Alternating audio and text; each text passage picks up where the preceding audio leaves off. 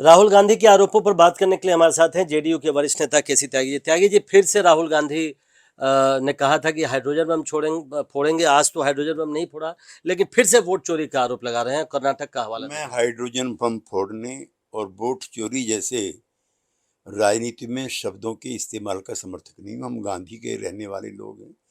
आप असहमति रख सकते हैं, आप असंतुष्ट हो सकते हो, लेकिन हाइड्रोजन बम पाकिस्तान या चीन पर फोड़िए, अपने देश के चुनाव आयोग पर फोड़ने से क्या फायदा। एक दूसरा, वोट चोरी शब्द गलत शब्द है। इस वोट चोरी के तहत ही कर्नाटक में किसकी सरकार है, इस वोट चोरी के तहत बंगाल में किसकी सरकार है, इसी वोट चोरी ने केरला में किसकी सरकार बनाई, हिमाचल में किसकी सरकार बनाई, और 100 एमपी कांग्रेस पार्टी के वोट चोरी में जीत करके कैसे आ गए। चुनाव आयोग एक संवैधानिक संस्था है।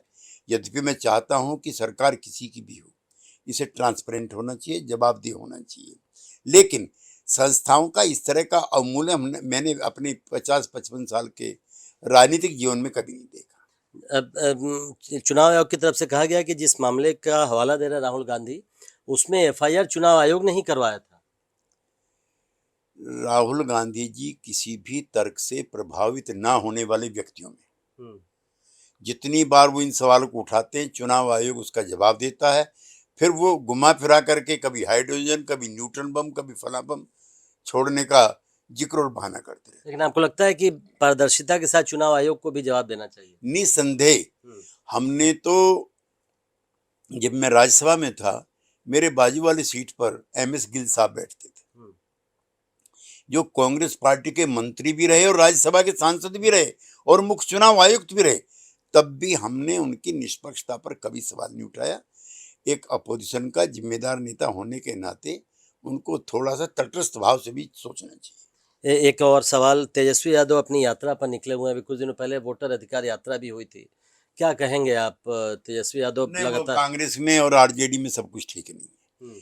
जब से यात्रा राहुल गांधी निकाले हैं, तब से कांग्रेस पार्टी इस भ्रम में है कि तेजस्वी यादव के नेतृत्व में चुनाव जीतना संभव नहीं है। लिहाजा इसको और ब्रॉड बेस करना वो चाहते हैं और उसमें तेजस्वी यादव का नेतृत्व नहीं चाहिए।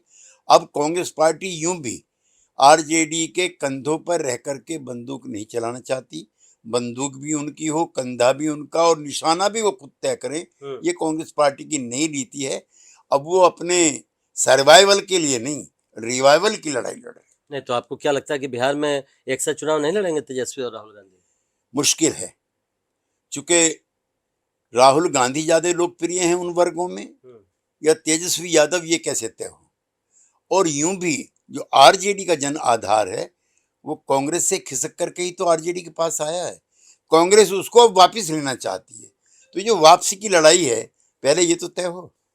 बहुत बहुत शुक्रिया। तो कांग्रेस और आरजेडी में टसल चल रहा है, लड़ाई चल रही है कि आखिर जो अगुवाई करेगा बिहार में इंडिया गठबंधन की, वो कौन करेगा? क्योंकि केसी त्यागी का मानना है कि कांग्रेस को अब लगता है कि वो अब आरजेडी से ज़्यादा आगे निकल रही है, लेकिन इस बात की लड़ाई है कि आखिर अगुवाई कौन करेगा इस महागठबंधन की। नई दिल्ली से प्रशांत, NDTV इंडिया।